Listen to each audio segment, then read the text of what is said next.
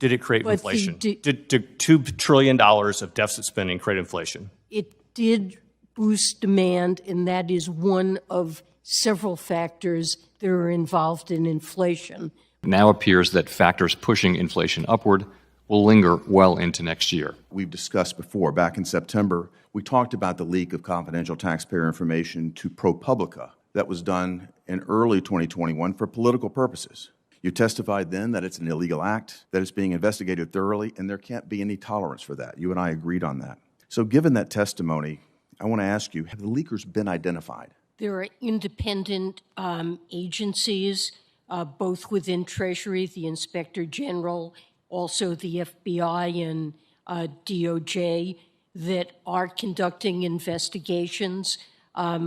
We're not privy, nothing has been reported out yet from those investigations that I'm aware of, but I believe those investigations are moving forward. Well, I take that as no update. But after the Lois Lerner scandal, after the scandal that occurred here in 2021 under this administration's watch, I appreciate the fact that there's an investigation underway, but I would say this. Until we have the results of that investigation, until we have true accountability, I cannot imagine how the Biden administration is encouraging what is in effect a 10 times increase in the audit capacity of the IRS when there's no accountability there. This is the D.C. swamp at its best. Sure. We don't know what the source of the leak of that information was, and I would say it's premature to indicate that it came from the IRS. Well, I think that that underscores my case. We can't even determine the source of the leak. We know that was IRS information. There's zero accountability. Again, this is the swamp, Sure.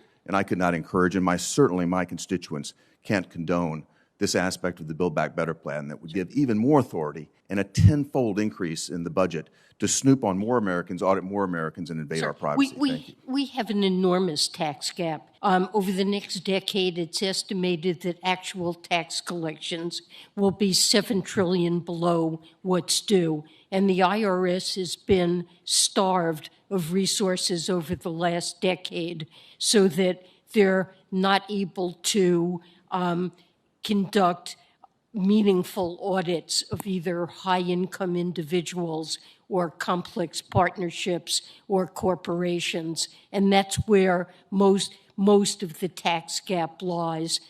These are very important resources that are needed to make sure that the wealthiest individuals and corporations particularly comply with the tax laws and pay their fair share what's due.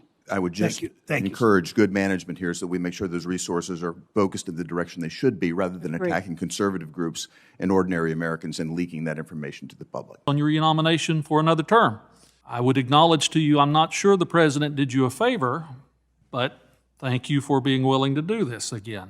The United States has added more than $5 trillion to its total national debt, standing at about $29 trillion. And as the Secretary has alluded to, apparently we need to raise the debt ceiling very soon to address that even. And that doesn't count the extra trillions that have gone on the Federal Reserve System's balance sheet. The U.S. is now set to exceed the debt-to-GP ratio not seen since the end of the Second World War.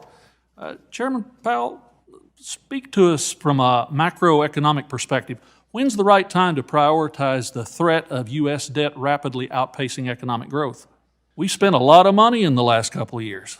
And, as I generally would say, and as is appropriate, I think, for me to say in my role, the U.S. needs to get back on a sustainable fiscal path. The right time to do that is when the economy is strong, when the taxes are rolling in, when employment is high. And the right way to do it is to have a longer-term plan to get to get the economy growing faster than the debt. By definition, it's unsustainable to have the debt ultimately growing faster than the economy, and we have that now. Chairman, you and I were both young men in the Carter-Reagan period under your predecessor, Chairman Volcker, when we went through an inflationary cycle that was even more horrendous than this, and the effort that it took to bring that period to a conclusion.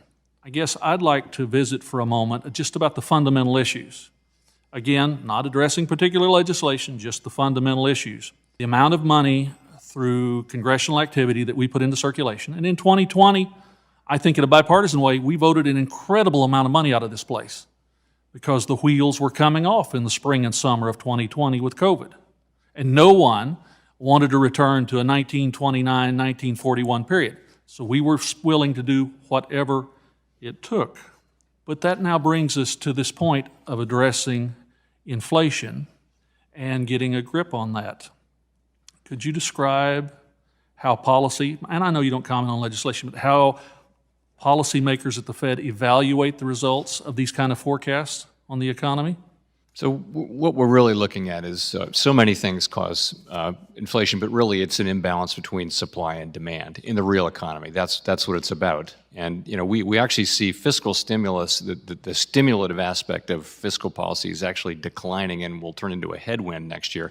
You got to distinguish between the change and the level, if you will. So as deficits are coming down, overall, you're going to see less in the way of fiscal stimulus to grow off of this high level of growth that we have. We had a very stimulative 2020, if that makes sense. So the buzz will lead to a hangover, yes.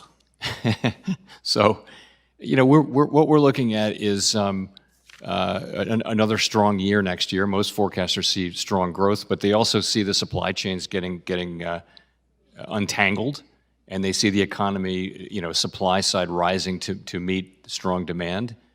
And we see inflation coming down. Again, it's not a certainty, it's a forecast. But the balancing act of policymakers, as the supply increases, we still have to address the money that's available to chase those few resources, or this process won't come to an end.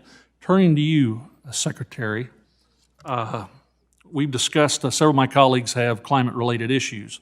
I am concerned, coming from a district that produces lots of different forms of energy and consumes massive amounts of different forms of energy, that when the majority can't pass a bill to outlaw certain forms of energy, and they can't pass a bill to tax it to death, that the route they're going to take is use regulatory policy to strangle the capital available to those industries.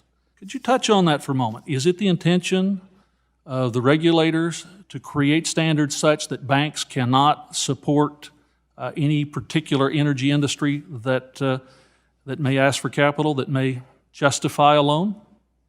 Well, as chair of FSOC, I would say our focus is on financial stability, and the regulators, like the Federal Reserve, are focused on safety and soundness of institutions, and that means making sure they hold adequate capital to There's a fascinating manage report the from the New risk. York Fed. I hope you'll review. With that, I yield back, Madam Chair.